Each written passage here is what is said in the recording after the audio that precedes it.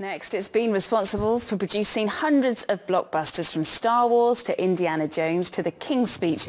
Elstree Studios is celebrating 100 years of filmmaking in North London, and a documentary is being released to celebrate the centenary. Ruth Zorko has more on Boreham Wood's answer to Hollywood.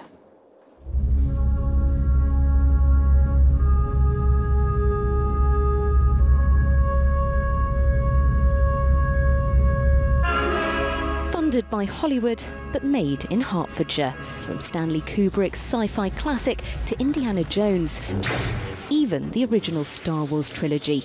Dozens of movies you might think American were actually made right here, in a place even the stars admit is rather ordinary. This could be any high street in any British town, but behind these everyday shops and houses are studios where crew members and artists have been making film and television magic for 100 years. This is Boreham Wood, the British Hollywood. Elstree and Boreham Wood are celebrating a century of filmmaking. There were once 6 studios in the area, where now only 2 remain. But it's still held in such affection that plenty of stars wanted to pay tribute in a special documentary. When we moved on to the Elstree lot, we took over the entire lot on every single production. There was nobody else shooting there.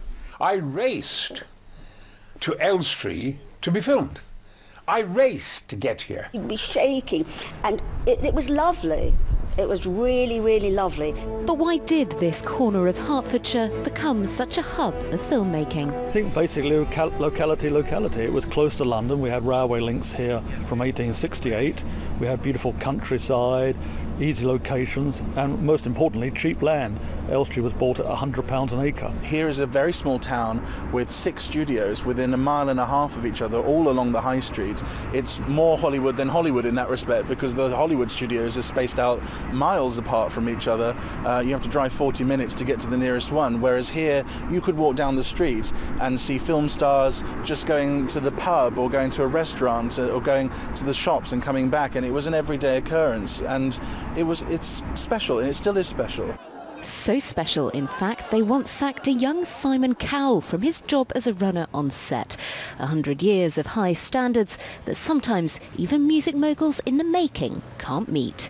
Ruth Zorko, ITV News, Elstree.